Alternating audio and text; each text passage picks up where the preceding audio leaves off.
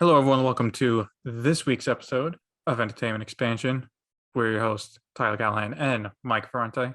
Mike, how you doing at the start of the brand new year, 2022? Well, I'll tell you something there, pal. I'm sure as hell past the point of chilling. I'm fucking freezing. That weather change Yeah. came in pretty damn harsh. Yeah, New Year's was pretty warm, and then 2022 is like, Yeah, forgot the part fuck where all that's that. my problem. Pretty much. They don't lead them the wrong way. We are not talking about Spider-Man in this episode. Unfortunately, we're talking about The Matrix. No, we're not talking about that major movie from December. We're talking about the other major movie, but not in the term of success or critical acclaim or fan acclaim. Yeah, Um, none of those actually. I think we can say though, before we get into our thoughts, because we are going to go full spoilers into this film, we can't say Warner Brothers didn't give us one last surprise on the way out from their year of day and date releases. I don't know. Matrix movie causing this much controversy, this much debate, bombing at the box office. Like that's not good. I'm not saying it's good. I'm saying it's a surprise. How's that a surprise? It's on track with how Warner Brothers has been releasing everything else, pretty much. If you really think about it, their track record has been pretty bad this year. Yeah, you're right. You know, it is pretty bad when their best movies this year are technically from Legendary with Godzilla and Dune. Yep. Yeah. Okay, well, anyway, we're going to have a whole other episode talking about Warner Brothers and how they're messing up DC again. But anyway, Matrix Resurrections, the not so highly anticipated sequel to a film franchise laid dormant for about 18 years. You know, and this one, time has passed, just like in real life. Turns out, shock, Neo and Trinity are not dead. It doesn't matter what you think you saw at the end of Revolutions. They're not dead. And we follow Neo, Mr. Thomas Anderson's Matrix, through the Matrix this time, where he is a highly revered game developer of the Matrix trilogy. Yeah, literally of the past, like the machines thought that they were funny. Just like, oh, you know what? Let's actually make him think he all that did happen. We'll tell him it did happen, but he wins awards. Everyone loves him. All in a game that he created because he's weak as a human being, pretty much. Yeah. Well, you know, Mike, since you want to get right into it, what did you think of Matrix Resurrections? Well, I'll tell you one thing. My thoughts after watching the first trailer did not change whatsoever. I thought this movie was going to be not a good film, and I was relatively accurate. From a certain point of view. I was not a fan of the trailers. I was not a fan of the trailers to begin with. Thought it kind of looked tacky, and it seemed a little cheesy, and sure as shit, it was kind of all those things. Except they actually went above and beyond my expectations by having the balls to not cast Larry Fishburne back as Morpheus, do a new guy, and then have the balls to say it's not actually him, that it's a modal that the Matrix let Neo create in his Matrix life that somehow benefited him getting out of his Matrix life. But doesn't that make it more okay, though? I thought people's issue was just, oh, well, they're recasting Mobius, right? And then that's understandable. Orange Fishburne was great in that role. Morpheus. You get his name right. You put some respect on that name, Tyler. Well, yeah. Anyway, that was a fan's issue. So technically, it's not the same character. So what's the issue? Enlighten me on this. I understand if you're upset if it's supposed to be the exact same character and they just recast them. They didn't get Fishburne for whatever reason. I get where they're coming from with it. He's technically not the same character. No, he's not. He doesn't technically exist, but he does, I guess. I mean, he exists as much as Neil Patrick Harris exists, or Yeah, that is true. Or as much as Agent Smith exists. I mean, I'll give them props because they made Morpheus Agent Smith in Neo's Matrix. Because this was like a custom Matrix kind of for him, wasn't it? Yes, it was his. It was a modal, but it was basically the modal was his own mini version of the Matrix. Yeah, there's a lot. Where the point of the new version was to find Neo and then somehow the real Neo left it open enough so that Bugs and the other resistance fighters could get into the module, find him, and set him free. But It's how a power did the move. humans in the real world, like Bugs, get from the Matrix to the mini Matrix inside Neo's computer inside the Matrix? That's a good question. It definitely is. There's a lot of good questions we don't really get answers to. All right. Well, just to give you a break from it, I am going to say every single point you have mentioned so far, I disagree with literally everything. I thought the trailers were some of the best trailers Warner Brothers released this year. I thought those trailers were pretty good. You know, I haven't seen The Matrix in a long time. And again, I'm not a guy who loves The Matrix that much. I'm going to be honest. All right. First one's still a good movie. Nothing great. Yeah, of course. The only groundbreaking stuff is the tech they did, which I appreciate. A lot of filmmakers obviously do. It looks worse in this film. I'll get to that. There's issues with this film. Don't worry. I'm not going to be like defending saying this is a top film of the year. It's not. But I feel I have to come to its defense, not just because of your shitting it, but a lot of fans seem to be shitting it as well. So first off, I thought the trailers are pretty good. I know you said it's cheesy. I thought it works for what The Matrix is. As for the actual movie itself, and actually, no, you are right. I thought the trailers were good, and the movie more or less met my expectations on those trailers. I thought this was a decent film. People need to understand, everyone's love for The Matrix is only for the first one. This is one of the, this is like, I don't like, yeah, fuck it. This is basically like the Die Hard franchise, but for sci-fi. Everyone loves the first one, but an entire franchise is built off the love of that one and not the rest.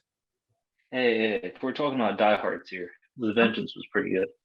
And look, I personally like Die Hard 4, but no one is, in film discussions like, oh, Die Hard with a Vengeance, that's a fucking great Die Hard movie. Everyone talks about the first one. That's the one that's in the film history. Everyone talks about it. It's the same with Matrix. Everyone talks about the first Matrix or the trilogy. No one's like, wow, that scene in Revolutions just changed my life. Yeah. No one does. So I think how they did things a little differently in this film, I thought worked.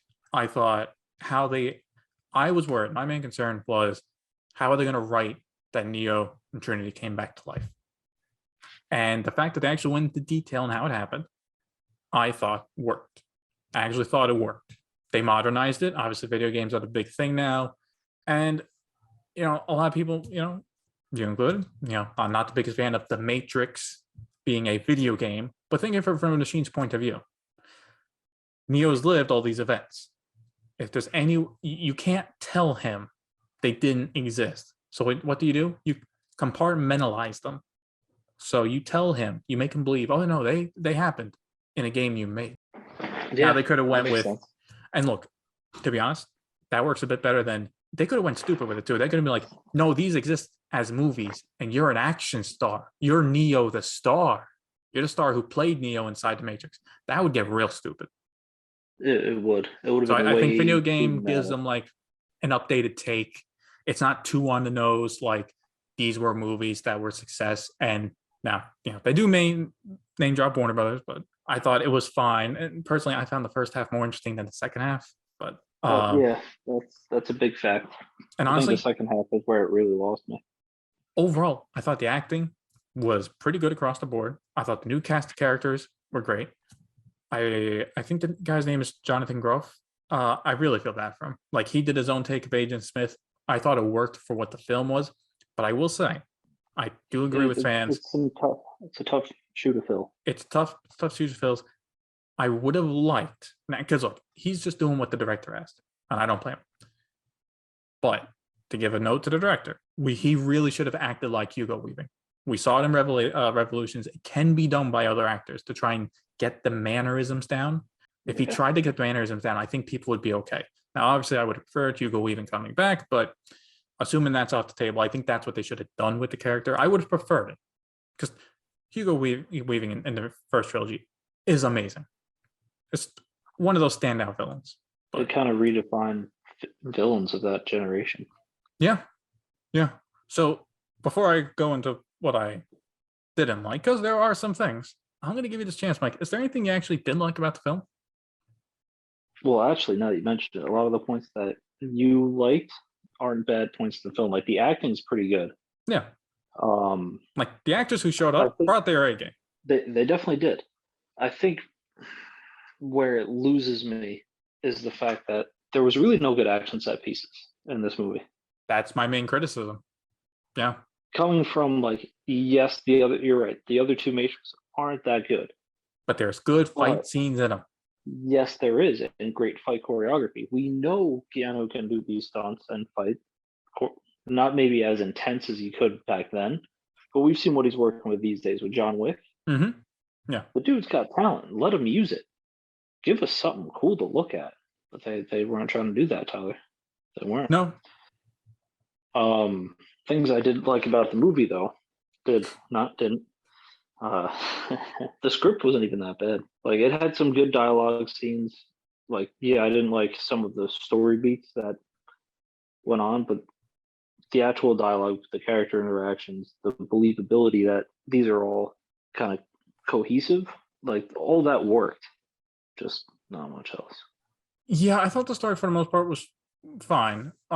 It did kind of veiled at times into an issue which I was worried about, where they kind of make the period in between the films slightly more interesting than what's currently happening. Like you had Yeah. the quick glimpse of the machines fighting the other machines, and humans didn't know how to react, and like a bunch of people died. Oh, that's very interesting. Can you tell me more? No, Yeah. we're not going to go. Why are the machines fighting each other? I don't know. Reasons, machine reasons. We're Reasons. humans. We can't understand that. Like Jada Pinkett Smith's character like kind of delves into why Zion didn't really like last much longer as a city. I wouldn't mind a film on that, the fall of Zion, as they move to the new city, the battles that the humans would see between the machines. That's something interesting. It is. Yeah. But Also, this small detail, but I do like how even though Neo and Trinity are back alive and humans are like not actively at war with the machines, but there's like kind of a stalemate. I do like how they kind of respect his sacrifice at the end of the trilogy. And they repeatedly bring up the point: you did bring peace for a time, and you even have machines working together with humans. That's never happened before. That's a more normal thing now, at least in human society. it's true. Which I thought that was nice. They could have completely Star Warsed it, where everything you did in the trilogy meant nothing. You all fucked up, and you're all failures. Go clean it up.